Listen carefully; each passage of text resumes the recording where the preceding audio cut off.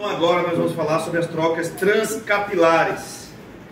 Para que essas trocas transcapilares ocorram adequadamente, tem uma pessoa ali limpando a janela na hora da aula, né? Para que essas trocas transcapilares ocorram adequadamente, nós temos que lembrar que existem vasos que vão ajudar a manter essa pressão adequada nos capilares.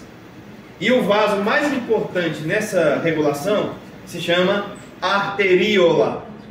Então a arteríola ou vai contrair ou vai relaxar para permitir que essa pressão fique perfeitinha para que as trocas transcapilares ocorram. Faz muito sentido essas trocas transcapilares e essa pressão, porque a gente vai falar dessas pressões agora. E aí a pergunta que surge é: como é que essas forças reguladas pelas arteríolas se relacionam para que as trocas ocorram perfeitamente? Então veja bem, temos essa estrutura, que é o capilar, temos aqui o tecido, né? E vamos ver como isso acontece. Então o sangue chega com a pressão adequada, e essa pressão arterial, ela é representada aqui por uma pressão chamada de hidrostática. Essa pressão hidrostática capilar, pressão hidrostática, pH capilar. O que essa pressão hidrostática faz? Ela empurra o conteúdo do sangue, oxigênio, nutrientes, para os tecidos. É a primeira força que ajuda nesse processo. Além disso, existe uma força no tecido, que é a quantidade de solutos que tem aqui antes dessa passagem, que é a pressão osmótica tecidual. Então essas duas forças são as principais forças que vão ajudar a passar o conteúdo do vaso para o tecido, como está nesse esqueminha aqui, ó.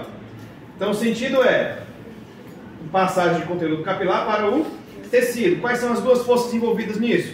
A pressão hidrostática capilar e a pressão osmótica tecidual. Maravilha, tecido nutrido, com oxigênio, nutrientes, metabolizando tudo.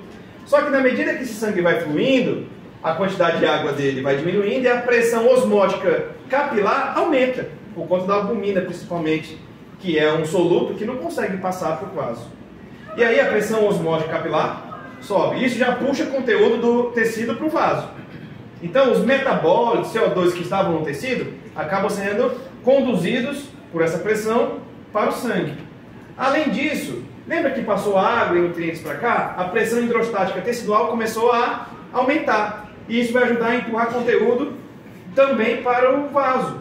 Então as duas forças envolvidas com essa captação de conteúdo do tecido para o vaso são: tecido para o vaso é o sentido, é a pressão hidrostática tecidual mais a pressão osmótica capilar.